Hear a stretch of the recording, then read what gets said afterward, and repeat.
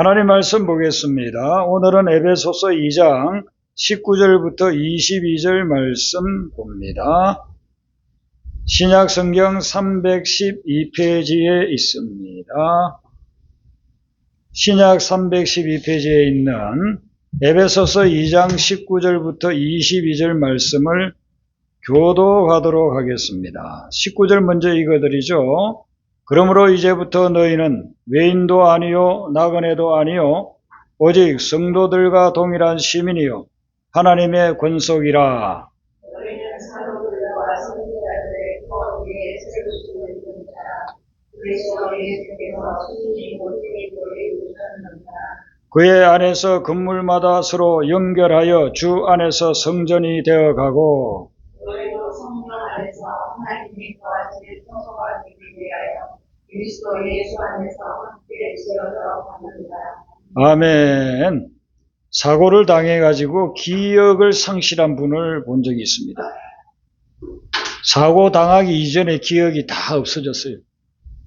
자기가 어디서 태어났는지, 어떻게 살아왔는지, 자기 직장은 무엇인지, 자기 부모와 가족들은 누구인지 다 잊어버렸습니다. 그런데 그렇게 다 잊어버려도 그 몸은 건강하니까 살아갈 수 있을 텐데 삶의 의욕이 없어요. 기억을 상실하고 나서 내가 누구인지를 모르니까 어떻게 행동해야 될지, 어떻게 살아가야 될지를 모르고 아주 비참하게 그렇게 사시더라고요. 그래서 그 기억을 회복하려고 노력을 하고 애쓰고 의사들에게 치료를 받고 그런 모습들을 제가 본 적이 있어요. 여러분, 내가 누구인지를 모르면 우리가 어떻게 살아갈 수가 또 어떻게 행동해야 될지를 전혀 몰라요. 그래서 내가 누구라는 것을 아는 것, 이게 굉장히 중요합니다. 자신이 누구인 것을 아는 것, 그래서 자신을 제대로 생각하는 것, 그것이 우리가 지금 행동을 하고 살아가는 그게 추진력이 되는 거예요. 자기가 거지라고 생각하는 사람은요, 생각하는 거나 말하는 거나 이 행동하는 것이 다 거지처럼 그렇게 행동. 그런데 자기가 공주라고 생각하는 사람은 그 말하는 거나 행동하는 거 보면 정말 공주처럼 그렇게 살아가는 걸 볼 수가 있어요. 오늘 이 본문 말씀에는 그리스도인은 어떤 사람인가 하는 것을 지금 이야기를 해주고 있어요. 그리스도인이 어떤 사람인가? 두 가지는 아니래요. 외인도 아니고 나그네도 아니라는 겁니다. 외인은 외국인을 이야기하는 거거든요. 그리고 나그네는 우리가 아는 대로 낯선 사람, 그 동네에 사는 사람이 아니고 낯선 사람, 그런 사람이 이제 나그네입니다. 자, 우리가 외인도 아니고 나그네도 아니다. 이 말은 뭐냐면은 예수님을 믿음으로 인해서 하나님 나라에서 더 이상 외국인도 아니고 낯선 사람도 아니다. 그런 말입니다. 하나님을 믿기 전에는 하나님 나라에서 외인이고 나그네예요. 그런데 하나님을 믿음으로, 예수님을 믿음으로 우리의 신분이 바뀌는 거예요. 성도들과 동일한 시민이 되고, 이 시민은 하늘나라의 시민이 된다는 거예요. 시민이 되고 하나님의 권속이라, 이 권속은 이제 옛날에 쓰던 말인데 가족이라 이런 뜻입니다. 하나님 나라 가족이 돼서 하나님이 우리의 아버지가 되고 우리는 하나님의 자녀가 된다. 예수님 믿음으로 인해서 우리의 영적인 신분이 확 바뀌어요. 외국인이나 나그네가 아니라 하나님 나라의 시민권을 가진 사람으로서, 그리고 그 시민권을 누리면서 살아가는 하나님의 자녀다 하는 것입니다.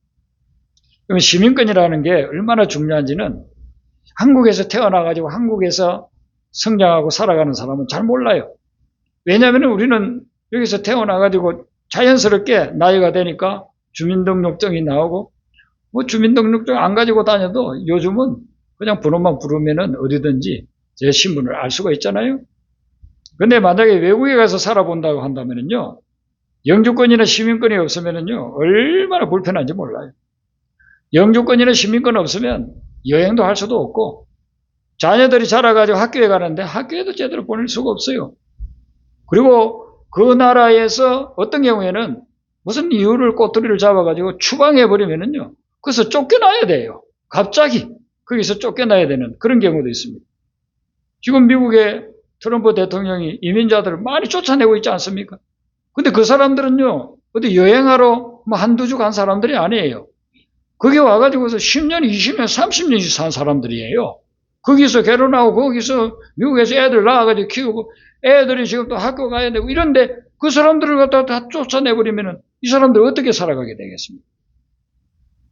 영적으로 보면 하나님 나라에서 시민권을 소유하지 못하면요, 그렇게 비참해지는 겁니다. 우리는 하늘나라 들어가지도 못하고 누리지도 못하고 나중에는 세상에서 삶이 끝나면은 지옥으로 가게 되는 거예요.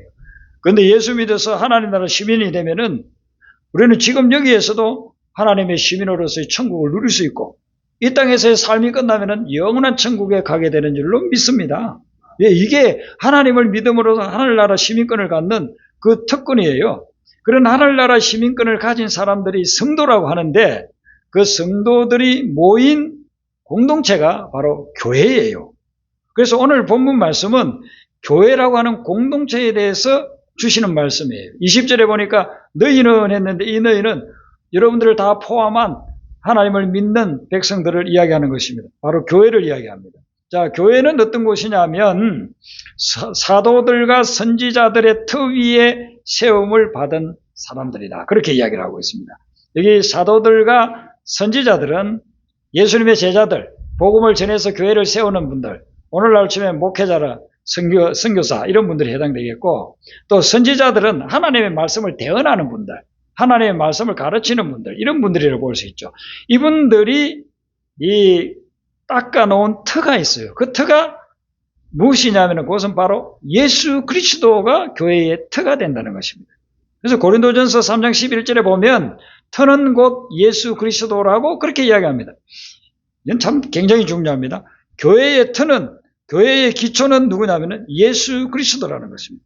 그래서 교회를 기독교, 그리스도교라고 하는 이유가 바로 거기에 있습니다. 그리스도가 교회의 터가 되고 기본이 되고 그리고 반석이 되는 그것을 지금 이야기를 하고 있는 거예요. 그리고 이제 그 다음에 20절 뒷부분에 보니까 예수께서 친히 모퉁이 돌이 된다. 모퉁이 돌은 옛날에 주춧돌이라고 했죠. 집을 지을 때에 돌을 잘 깎아가지고 큼지막하게 두고 거기에다가 기둥을 세우고 또 담을 이게 벽을 갖다가 연결을 시키죠. 그러니까 주춧돌, 모퉁이 돌이라고 하는 것은 그 건물에 있어서 기초가 되고 가장 중심이 되는 거예요. 그리고 거기에다가 그 집을 세운 연도로 기억하고 또 기록을 하고 그리고 소유주, 주인도 기록을 해놓고 그렇게 합니다. 그러니까 이 주춧돌이라고 하는 모퉁이 돌이라고 하는 것은 상징적으로 교회가 어떤 공동체인가를 보여주는 거예요. 그 교회의 기초는 근본은 예수 그리스도, 교회의 중심도 예수 그리스도, 교회의 주인도 예수 그리스도는. 그러니까 예수님만이 교회의 주인으로서 모든 것들을 관할해 나갈 수 있는 분이다.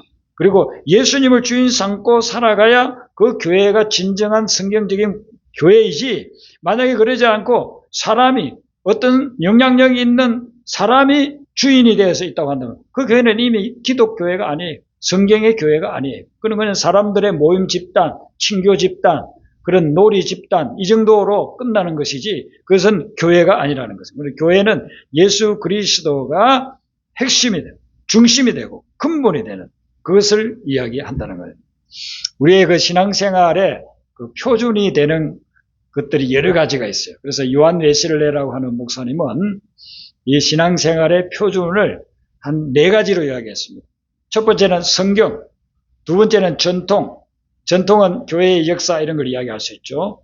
세 번째는 이성, 우리의 그 지성, 이성, 그리고 네 번째는 체험이라고 했습니다. 이 4가지가 우리 신앙생활의 표준이 된다고 그렇게 이야기했습니다. 굉장히 참 중요한 걸 잘 짚었어요, 이분이요. 이분이 아주 똑똑한 분이고 신학자이면서 영국을 복음하고 전 세계 복음화에 지대한 그런 기여를 하신 분이지 않습니까? 그래서 이분이 신앙생활의 표준은 이 4가지라고 이야기했습니다. 그런데 이 표준을 볼 때 첫 번째는 성경. 성경이 우리 신앙생활의 가장 중요한 요소죠. 여기에는 모든 우리 신앙의 기본이 들어있고 그리고 뿌리가 여기에 다 들어있습니다. 그런 성경인데 성경의 핵심이 누구냐 하면 바로 예수 그리스도라는 것입니다. 그래서 성경은 예수님을 말씀하고 있어요. 예수님에 대해서 쭉 말씀하고 있습니다. 구약은 예수님이 오실 것에 대해서 쭉 이야기하고 있습니다. 그래서 창세기 3장에도 보면은 여자의 후손으로 예수님 오실 것 예언하죠. 이사야 선지자가 예수님 오실 걸 예언하죠. 예수님이 동정녀에게 태어날 거다. 임마누엘로 오실 거다. 그 마태복음 1장에서 그대로 응답된 게 나오지 않습니까? 그래서 구약 전체가 말씀하는 것은 다시 아주 오실 예수님에 대해서 이야기하고 있어요. 그리고 신약은 이미 오신 분, 예수님의 탄생, 예수님의 3년 동안의 사역, 그리고 십자가 지심으로 우리의 죄를 대속해 주신 것, 사흘 만에 죽음을 이기고 부활하신 것, 40일 동안 이 땅에 있다가 다시 성천하에서 하나님 우편에 계시다가 하나님의 때가 되면은 이 땅에 다시 오실 거라는 거예요. 이런 내용들이 신약에 쭉 기록되어져 있죠. 그래서 신약이 일반 세상의 역사하고 이렇게 비추어 본다면은 AD 1세기에 마지막으로 기록되고 그 이후에는 신약이 기록된 것이 없어요. 그래서 구약은 예수님 오시기 전에 1500년 전 모세로 말미암아서 기원전 1500년 전에 모세오경이 기록되면서 그 이후에 쭉 기록되어져 가지고 신약 요한계시록 AD 1세기까지 기록된 1600년 동안 기록물로 나와 있습니다. 성경의 내용은 태초부터 말세까지 그렇게 기록하고 있지만 성경이 기록된 연대를 보면 기원전 1500년부터 기원 후 100년까지 그러니까 1600년 동안의 역사 기록물이에요. 그 이후에는 교회의 역사를 기록하는데 그걸 교회사라고 합니다. 그래서 AD 1세기 이후로부터 지금까지 한 2000년 동안은 교회사입니다. 교회의 역사를 쭉 보면은요, 교회의 역사는 진리를 탐구하고 진리를 검증하는 과정이었어요. 하나님 말씀대로 믿음의 신앙생활을 한 사람들도 역사를 보면 있지만 이 성경 말씀을 잘못 해석해가지고 잘못된 신앙생활을 한 사람들도 있어요. 자, 이단들이 요즘만 나타나는 게 아니에요. 기독교 역사를 보면은요, AD 2세기, 3세기에도 벌써 이단들이 나타났어요. 그러니까 그들은 하나님의 말씀, 성경, 또 핵심인 예수님으로부터 벗어난 거예요. 잘못돼 벗어난 그런 예들이 교회사에 보면 많이 있습니다. 그래서 교회의 2000년 역사는 굉장히 중요한데 왜 중요하냐면은 진리의 말씀, 진리이신 예수 그리스도를 믿는 그런 과정 속에서 진리를 떠난 적도 있고 진리를 제대로 붙잡고 신앙생활 한 적도 있기 때문에 이런 것들이 오늘날 우리에게 많은 교훈을 주고 있다는 것입니다. 지금 일어나고 있는 교회의 많은 숱한 문제들은요, 이미 2000년 기독교 역사를 보면은 그 언젠가 한두 번씩 일어났던 일들이에요. 그러니까 지금 현재 우리에게 일어나는 문제를 해결할 수 있는 길이 어디에 있느냐 하면은 과거의 교회의 역사를 보면 그들이 이런 문제를 당했을 때 어떻게 해결했는가? 그들이 이런 문제를 당했을 때 어떻게 해서 해결을 못하고 지나갔나? 이런 부분들을 우리는 발견해낼 수 있는 거예요. 그래서 역사를 통해서 하나님의 인도하심을 우리가 발견할 수 있다는 것이죠. 그런데 그 역사의 핵심에 누가 계시냐? 바로 예수 그리스도가 계시다는 것입니다. 여러분 우리가 AD, BC로 나누죠? 예수 믿지 않는 사람도 AD, BC 씁니다. 기원 전, 기원 후. 그게 누구를부터 기원을 삼느냐 하면은 바로 예수 그리스도를 기원으로 삼는 것입니다. 그래서 AD라고 하는 것은 예수님 이후라는 뜻이에요. 아노 도미니라 해가지고 라틴어인데 예수님 이후의 삶. 그리고 BC는 뭐냐면은 before Christ. 그리스도 이전이라는 그런 뜻이에요. 그러니까 예수를 믿든 안 믿든 불교든 이슬람교든 무신론자든 다 이것은 쓰지 않는 사람 없어요. 그리고 예수 안 믿는 무신론자도 연도를 따지면 자기는 예수님을 인정하는 거예요. 예수님 이전이 BC고 예수님 이후가 AD라는 거예요. 그래서 우리는 역사를 보면 그 역사의 중심에 주님이 계시고 그리고 그 주님을 통해서 이 역사가 진전되어져 나가고 있는 것을 발견할 수 있는 것이에요. 그리고 이제 우리가 신앙의 그 표준이 되는 이성이라는 걸 한번 또 생각을 해보면 하나님께서 우리에게 지성을 줬어요. 지혜를 줬습니다. 그래서 이 지성, 이성, 지혜를 가지고 말씀을 우리가 분별하게 되고 그리고 삶 속에 일어나는 것들을 진리와 더불어서 분별하게 되는 것입니다. 진리를 분별할 수 있는 기능으로서 하나님께서 우리에게 이성을 주셨는데 신앙생활 하면서 이성적이지 않고 상식적이지 않은 그런 신앙생활을 하는 사람들이 종종 있어요. 그런데 기독교는 비이성적인 것이 아니고 또 비상식적인 것이 아니고 상식적이며 상식을 초월한 것이에요. 이것을 이 분간하지 못하고 신앙생활을 하는 사람들을 보면 교회 와가지고 아주 비상식적인 그런 행동을 할 때가 많습니다. 신앙생활을 하면서도 아주 비상식적인 그런 행동을 하면서 자기는 신앙생활을 잘하고 있다 이렇게 생각하는 거예요. 가령 어떤 사람이 교회 와가지고 신앙생활을 하면서 교인들한테 돈을 빌려요. 돈을 빌려고서는요, 그 다음에 갚아주지를 않습니다. 그건 무엇입니까? 이건 비상식적인 것입니다. 제가 어떤 사람에게 50만 원을 준다고 치자고요. 50만 원을 주는데 옆에 사람이 보기를 문 목사님이 저 사람이 50만 원을 주네? 그러면은 제가 그 사연이 있을 거예요. 분명히. 일주일 전에 제가 그 사람한테 50만 원을 빌렸어요. 그래서 갚아준다고 했으니까 지금 50만 원을 갚는 거예요. 그럼 이거는 상식적인 거예요. 빌렸으니까 그것만큼 갚는 거죠. 그런데 일주일 전에 100만 원을 빌렸는데 50만 원만 갚고 나머지 안 갚아주고 했다. 그렇게 하면요, 이거는 비상식적인 거예요. 상식 이하예요. 그런데 빌린 적이 없는 그 사람에게 그 사람이 지금 너무나도 힘들고 어려워요. 먹고 살 수도 없어요. 그래서 제가 만약에 그 사람에게 50만 원을 준다고 한다면은 이거는 상식을 초월한 거예요. 우리가 신앙생활 할 때 또 성경을 볼 때에 이런 부분이 아주 중요합니다. 신앙생활 하면서 상식을 무시한다. 상식을 무시하고 신앙생활을 한다고 한다면요, 그는 상식 이하로서 신앙생활 자체도 제대로 안 되고 있는 거예요. 성경을 이제 그런 관점에서 본다면은 상식과 상식을 초월한 그것이 믿음이라 하는 것을 보여주는 말씀들이 곳곳에 있습니다. 여러분, 사마리아인의 그 비유가 누가복음에 나오지 않습니까? 그 사마리아인은요, 유대인하고 아주 원수지간입니다. 유대인들이 사마리아인을 짐승보다도 더 못한 존재로 그렇게 생각합니다. 그래서 사마리아인이 있으면요, 피해가고 사마리아 마을에는 들어가지도 않습니다. 그렇게 원수처럼 지내는데 유대인이 예루살렘에서 사마리아로 가다가 거기에서 중간에 강도를 당했어요. 그래서 가지고 있던 건 다 빼앗기고 얻어맞아가지고 그냥 내버려 두면 이제 죽게 생겼어요. 그 옆을 사람들이 지나갑니다. 제사장이 지나가다가 보고서는 아유, 사람이 쓰러져 있네. 근데 강도 만났구만. 내가 여기 머뭇거리다가는 나도 강도 만나겠네. 빨리 지나가 버립니다. 레위인이 그것을 보고서 레위인도 똑같이 생각하고 지나가 버립니다. 이건 상식적인 거죠. 강도를 만날 수 있으니까 나도. 그러니까 피해가는 거예요. 근데 사마리아인은 그 사람을 자기 나귀에 태워가지고 여관에 가서 씻겨주고 약 발라주고 먹을 것 주고 자기 정급해서 지나야 가야 되기 때문에 그 사람 또 돌봐주라고 돈도 여관 주인에게 주고 그리고서 떠나나가죠. 여러분, 자기를 원수 취급하면서 미워하고 아주 차별하는 그 유대인을 이 사람이 그렇게 돌봐준다는 것, 이거는 상식이 아니잖아요. 상식을 초월하는 것이다. 우리 주님 우리에게 그렇게 이야기하는 거예요. 너는 상식적인 차원으로 살아가는 그건 믿음 생활이 아니라는 거예요.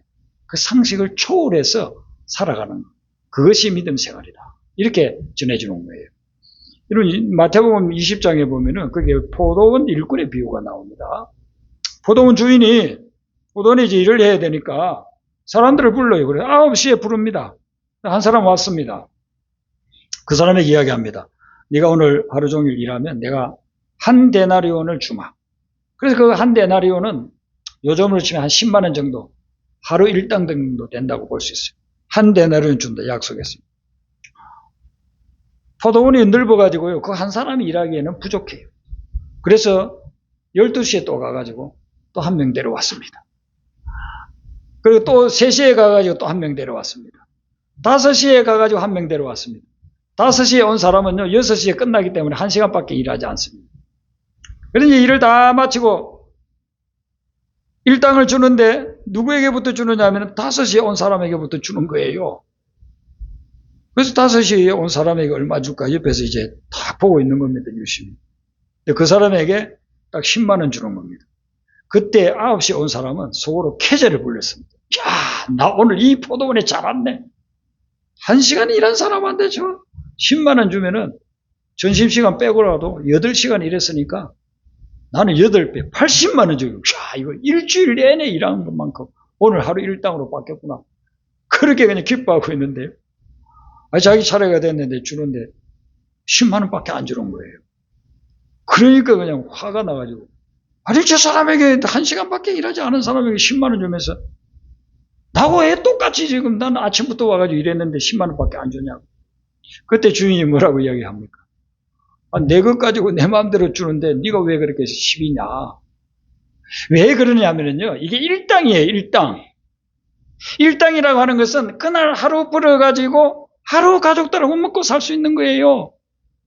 자녀들이 4-5명 정도 되면은, 그 당시 유대인들은 자녀들을 많이 낳았으니까 4-5명 되면은 아내하고 자기하고 그 6-7명이 먹고 살려면 그 10만 원 가지고 그걸 다 해야, 그렇게 우리로 치면은 쌀도 사고 무슨 반찬도 사고 고기도 좀 사고 이렇게 해가지고 10만 원 하루 먹고 살기에 딱 맞는 거예요.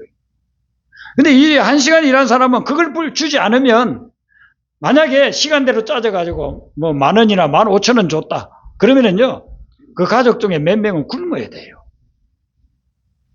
우리 주님이 우리를 보실 때는 오늘 하루 가족들이 먹고 살려고 하면은 10만 원이 필요하니까, 이 사람이 1시간밖에 일하지 않았지만은 이 사람들 먹여 살리기 위해서는, 죽지 않게 만들기 위해서는 10만 원을 줘야 된다는 거예요. 9시에 온 사람의 생각은요, 상식적인 기준에서 생각하는 겁니다. 내가 일한 만큼 받고 저 사람이 저렇게 주면은 나는 8배로 일했으니까 더 많이 주겠지. 이것은 상식적인 거예요. 근데 이 주인은요, 상식을 초월하는 거예요. 나는 원래 너하고 10만 원 약속했으니까 내가 약속을 어긴 적 없어. 그러니까 네가 비록 9시에 왔더라도 나는 10만 원 주는 거야. 그런데 이 사람의 행편을 한번 생각해 봐. 이 10만 원 주지 않으면, 이 사람 1시간 일했다고 해가지고 10,000원이나 15,000원 주면 이 사람 가족들이 살 수가 없어. 그냥 내버려 두면 그냥 굶어 죽는 거야. 그 사람들 살려야지. 그러니까 내가 이 사람에게 10만 원을 주는 거야. 이게 하나님이 상식을 초월해서 역사하는 거예요. 하나님이 우리에게 주시는 은혜는요, 상식적인 차원뿐만 아니라 그 이상을 초월해서 우리에게 주시는 겁니다. 바로 이런 것들이 예수님이 우리의 중심이 되고 또 교회의 중심이 됐을 때에, 교회의 기초가 되었을 때에 나타날 수 있는 은혜의 역사라는 겁니다. 인간적으로 생각을 해가지고 내 중심적으로 생각하면요, 절대로 그렇게 하지를 못해요. 그런데 우리의 삶의 기초 되시고 교회의 중심이신 주님의 마음을 가지고 그런 모든 문제들을 대하게 되면 상식을 초월한 선행이 나오게 된다 하는 것을 이야기해 주는 것이죠. 이제 우리 신앙의 그 표준에서 마지막에 체험이라고 했죠. 기독교는 아주 진리의 종교인과 동시에 그 진리를 체험하는 종교입니다. 살아계신 하나님을 체험하는 그런 종교입니다. 성령의 체험을 하는 것입니다. 여러분들 신앙생활 해오시면서 성령의 체험들을 했을 것입니다. 우리가 성령의 체험을 이야기하면은 보통 머릿속에 아주 희한한 체험을 떠올립니다. 내가 모르던 막 말을 했다, 방언을 했다든지, 또 꿈을 꾸었는데 기가 막혀 무엇이 맞았다든지, 어떤 것을 기도 많이 하는 사람들에게 갔더니만은 그 사람이 내 미래에 대해서 이야기를 해주는데 그게 맞았다 그러면 예언이 성취가 됐다든지, 아니면 또 여러분들이 어떤 기적적인 거, 그런 걸 갖다 어떤 경험했다, 그러면은 내가 성령 체험했다고 생각합니다. 그런데 성령은 그런 것만으로 성령 충만을 주지 않습니다. 그것도 물론 포함되지만 성령은요, 지정이 인격을 가진 분입니다. 그래서 그런 감정적인 부분에서 희한한 일들이 일어나는 그것만 성령 충만이 아니고 우리의 지성을 통해서, 우리의 상식을 통해서도 하나님께서 그 성령 충만을 드러내 보여준다는 것입니다. 가령 만약에 예를 든다고 한다면, 여러분들이 성경을 묵상하다가 그전에는 알지 못했던 것들을, 진리를 다 깨달았다. 근데 그때 그 깨닫게 된 것은 성령 충만을 통해서 여러분들에게 주신 거예요. 네. 내가 모르던 것들을 어떤 걸 딱 깨닫게 됐다고 하면 그 성령 충만을 통해 주신 거예요. 기독교 역사를 보면은요, 기독교 고전이라고 하는 책들이 있습니다. 어거스틴이 쓴 고백록. 그것을 쭉 읽어보면은 참 어떻게 사람으로서 이런 심오한 깊은 은혜를 깨닫고 그리고 이런 깊은 해결을 할 수 있을까. 그 고백록. 그리고 중세 그 종교 개혁을 일으켰던 칼빈이 쓴 기독교 강요라는 책이 있습니다. 그 강요, 기독교 강요라는 책은 대단합니다. 두껍기도 상당히 두껍습니다. 그런데 그것을 그분은 20대에 썼어요. 그 안에 들어보면요, 성경을 기가 막히게 해석하고 아주 조직적으로 잘 정리를 해놨어요. 저는 그 책을 읽으면서 놀라서 어떻게 20대 초반에 이런 글을 쓸 수 있을까? 성령 충만으로 성령이 그런 글을 쓰게 하신 거예요. 그 외에도 기독교 고전에 은혜 받을 수 있는 책들이 너무나도 많이 있습니다. 토마스 아퀴나스라는 분이 쓴 그런 그리스도를 본받아라든지, 그리고 현대에 많은 그런 신학자들이 쓴, 또 목회자들이 쓴 그런 책들 중에서도 그런 것들이 많은데, 그것은요, 감정적인 게 아니고 바로 우리의 지성을 통해서 성령 충만함을 주신 거예요. 그 결과로서 기록해 놓은 것이 그런 은혜로운 책들이라는 것입니다. 더불어서 이 성령 충만에 임하게 되면요, 우리가 할 수 없는 결단, 행동을 할 수 있게끔 그렇게 또 인도를 해 준다는 것입니다. 성령 충만한 사람이 성령 충만하지 않을 때는 절대로 할 수 없었던 일들을 할 수가 있어요. 제가 그 서북교회 목회할 때에 초등학교 교사하는 분이 전도를 받아가지고 교회를 나왔습니다. 그래서 이제 제자훈련을 하는데 어느 날 그런 고백을 해요. 목사님, 제가 말이죠, 고등학교 때부터 담배를 피웠습니다. 선생님 모르게, 부모님 모르게 피우다가 이제 대학은 다른 데 가서 다니니까 그냥 마음껏 담배 피웠습니다. 그렇게 해서 지금까지 거의 한 30년을 담배를 피웠는데, 제가 며칠 전에 신기한 체험을 했습니다. 담배를 피우려고 하는데 그 연기가 목구멍으로 넘어가는 순간 얼마나 기침이 나는지 막 토해낼 것 같이 그렇게 기침이 나가지고 담배를 못 피웠습니다. 제가 그 다음날 또 담배를 피우려고 했는데 똑같은 현상이 나타났습니다. 그래서 제가 이제 담배를 완전히 끊었습니다. 자기 의지로서는요, 이게 중독이 돼가지고 절대로 끊지를 못하는데, 교회 와서 제자훈련 받으면서 기도하면서 성령이 임한 거예요. 끊을 수 있는 결단과 의지가 생긴 거예요. 그 이후로 몇 개월 후에 제가 또 확인을 해봤어요. 저 담배 안 피웁니다. 몇 년 지나서도 안 피운다고 그러더라고요. 어떤 분은, 이분은 그분보다 더 연세가 많았어요. 그래서 이제 다 은퇴하시고 저 파주에서 농사 짓고 그랬거든요. 우리 그때 신앙생활 하는 분은 누군지 아실 거예요. 그분은요, 연세 많으신 분이니까 매주 한 번씩 가가지고 개별적으로 성경 공부를 했어요. 그래서 1년 이상을. 저희 집사람하고 둘이 가가지고 그분 내외를 성경 공부했어요. 그런데 어느 날은 그러는 거예요. 거기에서 농사 지은 것으로 이렇게 채소 같은 거 가지고 음식을 만들어서 식사를 같이 하는데, 목사님, 제가 평생 담배를 피웠는데요, 이제 담배 끊었습니다. 그래요. 그래, 어떻게 끊었습니까? 하니까, 담배 피우려고 하면요, 구역질이 나서 피울 수가 없습니다. 성령이 임했는데 그분이 뭐 희한한 체험한 것도 아니고, 또 뭐 지식으로 무엇을 깨달은 것은 아닌데, 자기가 건강에 안 좋다는 것 때문에 끊으려고 해도 아무리 해도 못 끊었던 것을 성령 충만하니까 끊게끔 딱 의지가 발동해서 결단을 내려. 성경에 서대반이라고 하는 집사님이 나오지 않습니까? 그래서 사도행전 6장과 7장에 보면 서대반 집사님에 대해서 이야기하고, 7장은 서대반 집사님의 마지막 설교죠. 근데 서대반 집사님을 묘사하는 내용을 보면요, 성령이 충만했다, 은혜가 충만했다, 지혜가 충만했다, 말씀이 충만했다. 서대반 집사님을 묘사하는 건 전부 다 성령 충만했다는 그런 말씀이에요. 이 서대반 집사님이 성령 충만했을 때 어떤 일을 했는가? 뭐 병자를 일으키기도 하고, 뭐 죽은 자도 살리고 그랬는지는 모르지만 성경에는 기록이 안 돼 있어요. 성경에 기록된 내용을 보면 어떤 게 있느냐면, 복음을 전하다가 유대인들이 서대반 집사를 유대교를 배신한 자라고 해가지고 돌로 쳐서 죽였어요. 그래서 돌로 쳐서 돌을 수백 개 맞아가지고 이제는 숨이 마지막 끊어지기 전에 그 순간에 성령이 충만한 스데반 집사가 뭐라고 했느냐면요. 주님, 저들의 죄를 저들에게 돌리지 마시고 용서해달라고 그렇게 기도를 합니다. 이런 보통 정신 가지고서 어떻게 자기를 죽이는 사람을 막 저주하고 욕하고 그렇게 하면서 죽어가지 않겠습니까? 근데 그 사람을 용서한단 말이죠. 그것은 성령 충만이 의지로 임한 겁니다. 그래서 그들을 용서하는 거예요. 맨정신 가지고서는 절대로 용서 못해요. 어떻게 용서하겠습니까? 근데 성령이 충만하니까 그들이 몰라서 진리를 모르니까 저렇게 악한 행위를 하고 있구나. 자기를 죽이는 그 사람을 용서해달라고 하나님께 기도하고 있는 것입니다. 성령 충만은 우리의 의지에도 이렇게 역사가 일어나게 된다는 것입니다.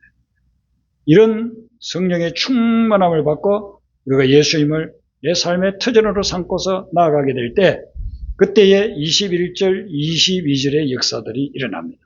21절의 역사는 어떤 거냐 하면은요. 그의 안에서 건물마다 서로 연결되어 주 안에서 성전이 되어가고 그랬습니다. 우리의 신앙생활은 무엇냐 하면은요. 영적인 과정이에요. 과정. 어떤 한순간 완성되어져 있는 존재가 아니고 계속해서 과정, 여기서 건물이 되어간다라고서 그렇게 이야기하고 있습니다. 우리의 신앙이 계속해서 성장해 나간다라고 있습니다. 그래서 이것을 성화라고 그렇게 이야기합니다. 우리의 신앙이 점점 더 거룩해져 가는 것입니다. 성화되어 어디에서요? 그분 안에서 그리스도 안에 있을 때 그리스도 안에 뿌리를 내리고 있을 때 우리의 신앙이 점점 거룩해져 가게 된다 하는 것이고 22절에 보면은 함께 지어져 간다 해서 예수 안에서 함께 지어져 간다.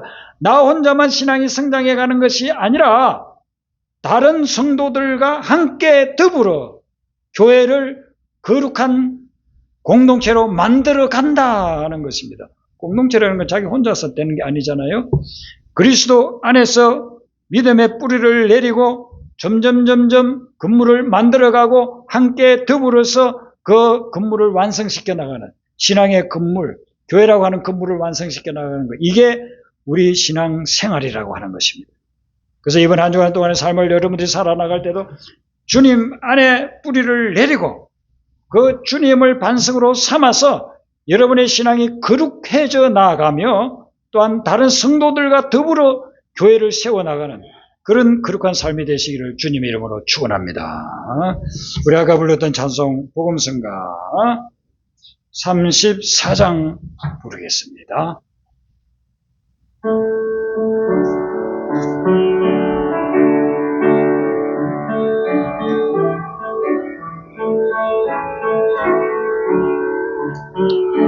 세상 국이 아니람과 세상 근심하다가 주님 나를 찾으시면 어떻게 만날까. 주님 내게 오시면 나 어찌 대할까. 멀리 방황하던 나 불쌍한 이제에 이제 주님 생각하며 세상 근심 두 손 들고 눈물로서 주만 따라가오리라. 세상이 얽매여서 세상일만 알아. 주님 나를 부르시면 어떻게 만날까. 주님 내게 오시면 나 어찌 대할까. 멀리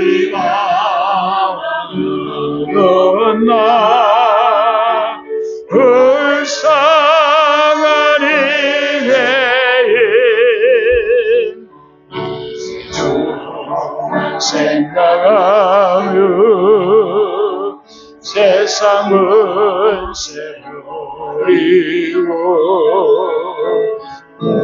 주를 바라보며 주만 따라오리라. 지금까지 내가 한 일 주님께서 보시고 나의 말을 보고 무엇하실까.